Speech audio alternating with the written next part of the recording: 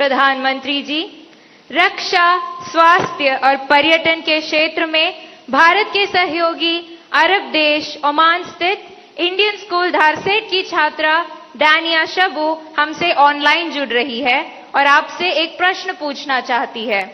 दानिया, कृपया अपना प्रश्न पूछिए। परीक्षा पे चर्चा, পড়ুয়াদের সঙ্গে কথোপকথন প্রধানমন্ত্রী নরেন্দ্র মোদী। আজ দিল্লিতে সপ্তম পরীক্ষা পে চর্চা অনুষ্ঠান অনুষ্ঠিত হয়। এই অনুষ্ঠানে প্রধান অতিথি হিসেবে উপস্থিত ছিলেন প্রধানমন্ত্রী নরেন্দ্র মোদী। সেখানে নিজের জীবন ধারণা দিয়ে পরীক্ষার্থীদের নিজের অভিজ্ঞতার কথা ব্যক্ত করেছেন প্রধানমন্ত্রী। সেই সংক্রান্ত একটি বিষয়ে এদিন মোদী এক পরীক্ষার্থীকে বলেন, আমি মনে করি না তুমি বিভ্রান্ত, বাস্তব হলো তুমি নিজেকে বিশ্বাস করো না। তোমার চিন্তা ভুল ঠিক বিবেচনা করার জন্য তুমি 50 জনের মতামত নিতে চাও, আর তাতে তুমি আরো বিভ্রান্ত হয়ে পড়ো। তুমি সেই পথেই হাঁটতে ভালোবাসো যার মতামত সবচেয়ে সহজ হয়। জীবনের সবচেয়ে খারাপ পরিস্থিতি হলো বিভ্রান্তি। সিদ্ধান্ত নেওয়ার আগে আমাদের সবকিছুকে যতটা সম্ভব মাপকাঠিতে ওজন করা উচিত, কিন্তু এমন করা উচিত নয় যে সিদ্ধান্ত নিতে গিয়ে শেষমেশ কাজটাই হলো না। তাই সবাই প্রথমে নিজের ওপর ভরসা করতে শেখা উচিত। একটা সময় চর্চায় ছিল চায় পে চর্চা, তবে এবার দেশের প্রধানমন্ত্রী বসেছেন পরীক্ষা পে চর্চায়। পড়ুয়াদের সঙ্গে কথোপকথন করেছেন প্রধানমন্ত্রী মোদী। প্রতি বছরই পরীক্ষার আগে শিক্ষার্থীদের সঙ্গে মত বিনিময় করেন প্রধানমন্ত্রী। শেষ মুহূর্তে টিপস দেন, স্ট্রেস রিলিফ করার চেষ্টা করেন। পড়ুয়াদের সঙ্গে পরীক্ষা পে চর্চায় যে তার কাছেও একটি পরীক্ষার মতো, সে কথা উল্লেখ করেন মোদী। পড়ুয়াদের উদ্ভাবনী শক্তি সব সময় বেশি। পড়ুয়াদের মধ্যে প্রতিযোগিতা নিয়ে জোর আলোচনা এই সময়। দেশের প্রধানমন্ত্রী নরেন্দ্র মোদী বলেছেন, প্রতিযোগিতা ছাড়া জীবন হলো ইচ্ছাহীন জীবন, কিন্তু পড়ুয়াদের মধ্যে প্রতিযোগিতা স্বাস্থ্যকর হওয়া উচিত। অভিভাবকদের উদ্দেশ্যেও বার্তা দিয়েছেন প্রধানমন্ত্রী। শিশুদের অন্যের সঙ্গে তুলনা না করার পরামর্শ দিয়েছেন অভিভাবকদের। ছাত্র শিক্ষকদের সম্পর্ক নিয়েও বার্তা দিয়েছেন প্রধানমন্ত্রী নরেন্দ্র মোদী। प्रधानमंत्री जी, रक्षा, स्वास्थ्य और पर्यटन के क्षेत्र में भारत के सहयोगी अरब देश ओमान स्थित इंडियन स्कूल धारसेट की छात्रा दानिया शबू हमसे ऑनलाइन जुड़ रही है और आपसे एक प्रश्न पूछना चाहती है। दानिया, कृपया अपना प्रश्न पूछिए। Respected Prime Minister, I am Dania Shabu Varghese of Class 10 from Indian School Darset, Oman. My question is, how do cultural and societal expectations contribute to the pressure students feel during examinations, and how can these external influences be addressed?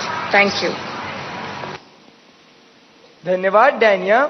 Sir, विश्व के सबसे बड़े लोकतंत्र भारत की राजधानी दिल्ली स्थित government Sarvodaya बाल विद्यालय बुराड़ी से मोहम्मद अर्श हमसे ऑनलाइन जुड़ रहे हैं और आपसे अपने मन के संदेह का निवारण चाहते हैं। मोहम्मद अर्श, कृपया अपना प्रश्न पूछिए। माननीय प्रधानमंत्री जी, नमस्कार। मेरा नाम अर्श है। मैं जीएसबीवी बुराड़ी 12H का छात्र हूं। मेरा आपसे प्रश्न ये है कि हम अपने परिवेश में परीक्षाओं को लेकर नकारात्मक चर्चाओं को कैसे संबोधित कर सकते हैं, जो हमारी पढ़ाई और अच्छा प्रदर्शन करने की क्षमता को महत्वपूर्ण रूप से प्रभावित करती है। क्या छात्रों के लिए अधिक सकारात्मक और सहायक वातावरण बनाने के लिए कदम उठाए जा सकते हैं? धन्यवाद। Thank you Mohammad.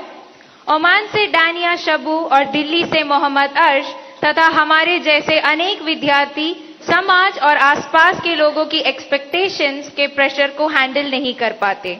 कृपया उनका मार्गदर्शन करें। शायद मुझे बताया गया कि ये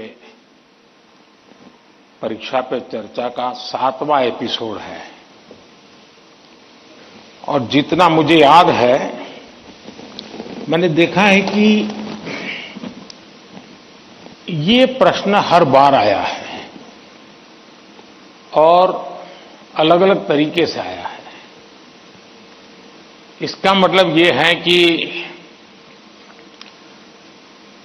7 साल में 7 अलग अलग बैचेज इस परिस्थितियों से गुजरी है, और हर नई बैच को भी इन्हीं समस्याओं का सामना करना पड़ रहा है। अब विद्यार्थियों की बैच तो बदलती है, लेकिन टीचर की बैच इतनी जल्दी बदलती नहीं है। अगर टीचर्स ने इन अब तक जितने मेरे एपिसोड हुए हैं उसमें मैंने इन बातों का जो वर्णन किया है, अगर उसका कुछ न कुछ उन्होंने अपने स्कूल में एड्रेस किया हो तो शायद हम इस समस्या को धीरे धीरे धीरे कम कर सकते हैं। उसी प्रकार से हर परिवार में ज्यादातर हो सकता है बड़े बेटे ने या बेटी ने पहले एक आध बार ये ट्रायल हुआ हो, लेकिन उनके लिए ज्यादा एक्सपीरियंस नहीं है। लेकिन हर मां बाप ने किसी न किसी रूप में इस समस्या को जरूर अनुभव किया है। अब सवाल यह है कि इसका समाधान क्या हो। हम ये तो नहीं कह सकते भाई स्विच ऑफ, प्रेशर बंद, ऐसा तो नहीं कह सकते। तो हमने अपने आप को एक तो किसी भी प्रकार के प्रेशर को झेलने के लिए सामर्थ्यवान बनाना चाहिए। रोते बैठना नहीं चाहिए, मान के चलना चाहिए कि जीवन में आता रहता है, दबाव बनता रहता है, तो खुद को तैयार करना पड़ता है। अब जैसे कभी आप उस स्थान पे जाते हैं जहां ठंड ज्यादा है और आप किसी गर्म इलाके में रहते हैं, तो हम मन को तैयार करते हैं कि आज अब मुझे 3-4 दिन के बाद ऐसे इलाके में जाना है जहां ठंड ज्यादा है। तो मन से आप तैयार करते हैं तो धीरे धीरे तो लगता है, पहुंचने के बाद कभी लगता है यार मैंने तो सोचा था उससे तो ठंड कम है, क्योंकि आपने मन से तय कर लिया है। और इसलिए आप टेम्परेचर कितना है कितना नहीं वो देखने की जरूरत नहीं पड़ती, आपका मन तैयार हो जाता है। वैसे ही दबाव को हमने अपने तरीके से मन से एक बार इस स्थिति से जीतना है, ये तो संकल्प करना होता है। दूसरा, कि जरा दबाव के प्रकार देखें। एक तो दबाव होता है खुद ने ही जो अपने लिए तय करके रखा है कि सुबह 4 बजे उठना ही उठना है, रात को 11 बजे तक पढ़ना ही पढ़ना है, आपने तो इतने आंसर सॉल्व करके ही जीतना है, और बड़ा दबाव खुद ही अनुभव करते हैं। मैं समझता हूं हमने उतना स्ट्रेच नहीं करना चाहिए कि जिसके कारण हमारी एबिलिटी ही टूट जाए। हमने स्लोली इंक्रीमेंट करना चाहिए। चलिए भाई, कल मैंने 7 क्वेश्चन सॉल्व किए थे रात को, आज 8 करूंगा। फिर मुझे वरना मैं 15 तय करूं और 7 ही कर पाऊं तो सुबह उठता है यार देखो कल तो कर नहीं पाए, आज करूंगा। तो एक खुद भी दबाव के प्रेशर पैदा करते हैं। हमने इसको थोड़ा साइंटिफिक तरीके से कर रहे हैं। दूसरा,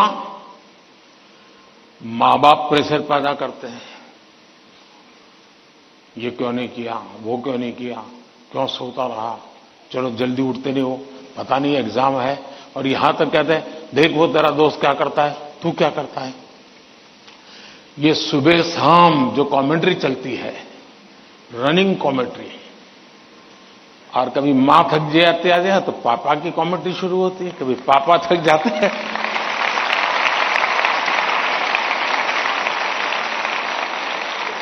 तो बड़े भाई की कमेंट्री शुरू हो जाती है, और वो अगर कम पढ़ता है तो स्कूल में टीचर की। फिर या तो कुछ लोग ऐसे हैं जाओ तुमको जो करना है कर लो, मैं अपना ऐसे ही रहूंगा। कुछ लोग इसे सिंसियर लेते हैं, लेकिन ये दबाव का दूसरा प्रकार है। तीसरा ऐसा भी होता है कि जिसमें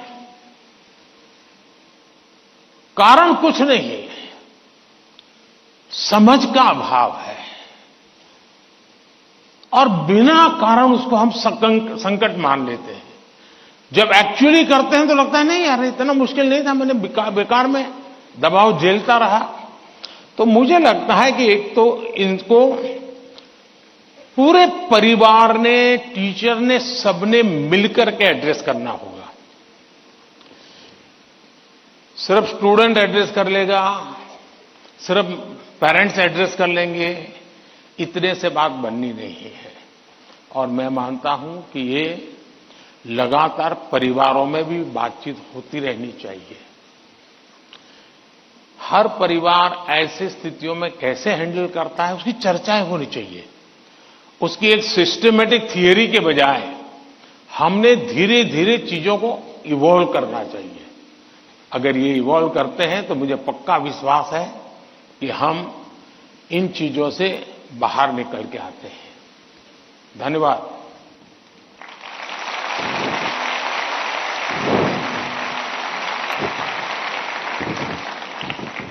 সংবাদ এই পর্যন্তই, ফিরছি পরবর্তী অন্যান্য আপডেট নিয়ে। ধন্যবাদ।